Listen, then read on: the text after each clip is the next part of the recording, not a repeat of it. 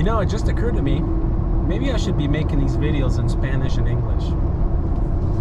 Hola, bienvenidos a mi canal de YouTube, BullGear Off-Road. Nah, it just doesn't sound right. Welcome to the channel, guys. Anyway, let's talk about the 5 things I dislike about my Jeep Gladiator. I would say hate, but hate's a strong word. I don't hate my Jeep Gladiator. I just dislike some of the things about it. And we'll get into it right now.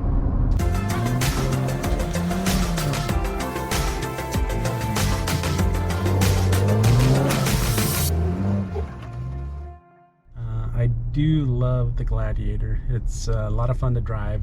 It fits me, my lifestyle, and our family's lifestyle, and I really love it. It's, like I said, it's a really fun vehicle to drive, and it's gonna come in really handy when we do some camping and some off-roading and whatever the case may be, traveling.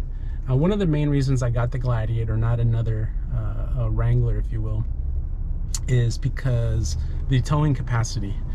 The capacity on this is around 7,000 pounds.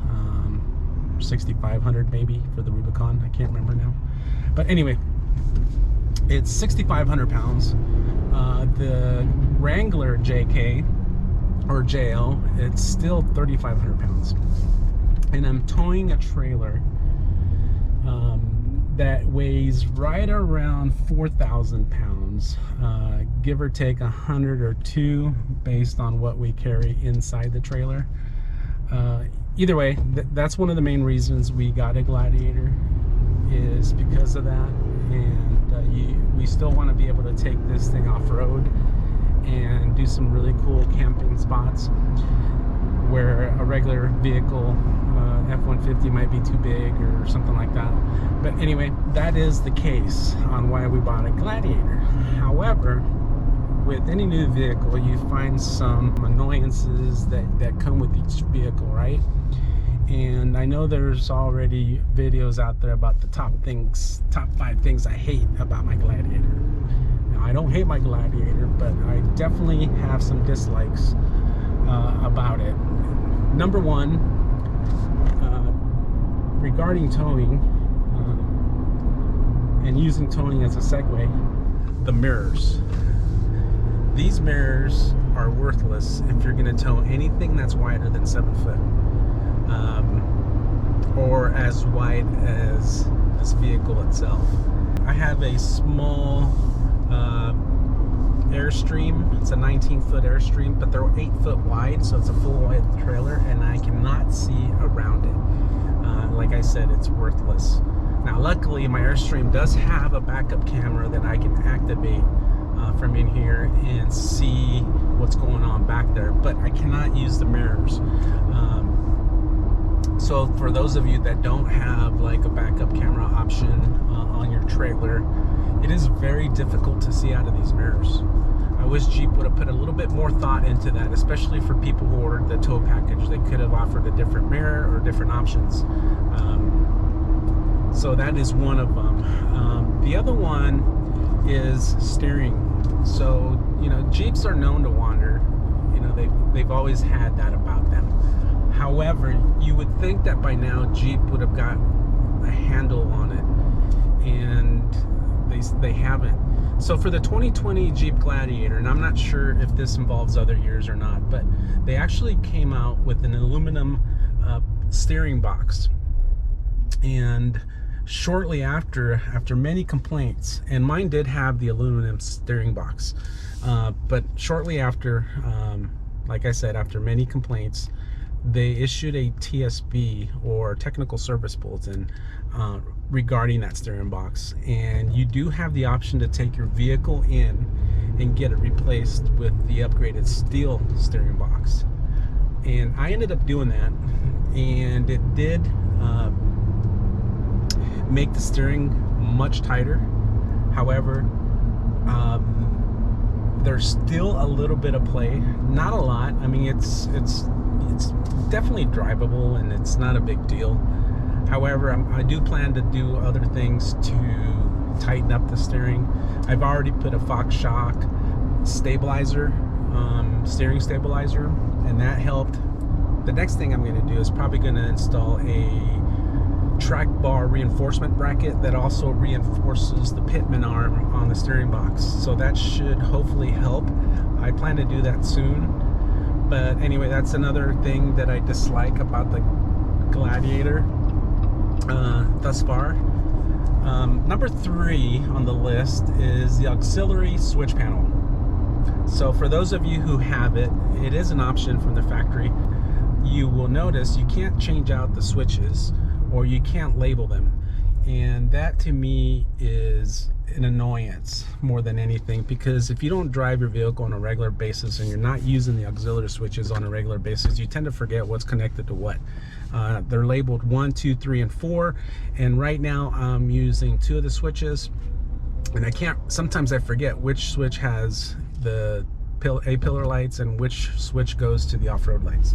So that is kind of a pain in the butt, because sometimes you have to switch between both of them just to find out where you hooked what up, and I wish I could label those, and I wish Jeep would have thought about that too, especially as an option that you're adding to the vehicle. Number 4 on my list is the back window. What the hell, Jeep? What were you thinking? First of all, in order to open the back window, you either have to get out, go through the back seat and open the window, or have someone in the back seat open the window for you. But you can't do it from up front. And I don't understand why Jeep did that. First of all, there's already power going to that back window. As you can see, I don't know if you can see, but it already has the heated strip for the defrosting, and it would have been easy just to add a power sliding window, especially when all the trucks out there already have them. They're pretty common now. And so I don't know why Jeep did that. It's just a pain in the ass. Basically, it'll remain shut until I either get out of the vehicle and open it manually, or have someone in the back seat open it for me. So that's another annoyance. Number 5 is modularity, and what I mean by that is true modularity. You know, the Jeep is probably the most modular vehicle you can buy on the market. As you know, there's going to be a new Ford Bronco out there they're saying it's going to be even more modular than the Jeep, but sticking to the Jeep Gladiator, it's very modular. However, true modularity for me would have been allowing you to add factory options after the fact. So what I mean by that is, I was going to order my Gladiator the way I wanted it, and 2 of the options that didn't come with it that I was going to order were the cargo outlet. It's a 110 volt cargo outlet, 400 watts is what it is, and the other one was the Bluetooth speaker, and that's just kind of like a convenience thing. That's more of it's not a need, but it would have been nice to have. And at the time when I bought this vehicle, when they were starting to sell them through the end of the year, and I got a really good deal on it, and rather than ordering it, there was special financing, and there was also special pricing, and I must say I really got a good deal on this Gladiator. However, like I said, it came with almost every option except for a few, one of them being the cargo outlet and the other one being the Bluetooth speaker. Well, I just kind of figured that I would be able to add those on after the fact. However, come to find out that I couldn't. Jeep, what they do from the factory is, based on the build specs that they get, they have different wiring harnesses. So even though I have a 400 watt inverter now for the outlet that's here, there isn't a connection to the rear of the vehicle. So even if I bought the parts to put in the outlet afterwards, the wiring harness doesn't exist, so you can't connect it, which was really disappointing for me to find out. They also changed the trim panel, so you can't even add the switch for it. So that was disappointing. The other thing is that I ended up buying the little cubby, or the charger, if you will, for the Bluetooth speaker, and I ended up buying the Bluetooth speaker, but same thing there. I went to go install it, and the wiring harness doesn't exist for you to be able to add it on after the fact. So for me, that was disappointing as well. You know, I think Jeep should have put more thought into it. I'm sure there's like material costs and stuff involved, but I think it actually might have benefited them if you allow people to add options after the fact, give them true modularity. To be able to add on the cargo outlet, to be able to add on the Bluetooth speaker, and I'm sure there's more things that I'm not thinking about right now, but for me, that would have been true modularity, and I would have been much more pleased with the vehicle after that. But regardless, I mean, the 400 watt inverter is not a big deal to me, the outlet in the cargo area.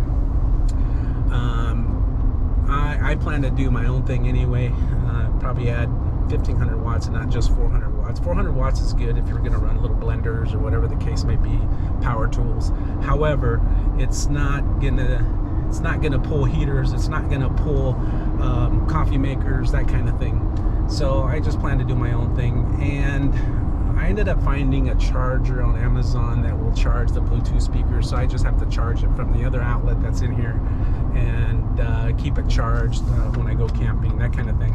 But anyway, those are my top 5 things of what I dislike about my 2020 Jeep Gladiator. I hope you found this helpful in possibly ordering your next Gladiator, or not, but hopefully you found this helpful. Thanks for watching. Make sure you like the video, make sure you subscribe, and remember, take life by the horns.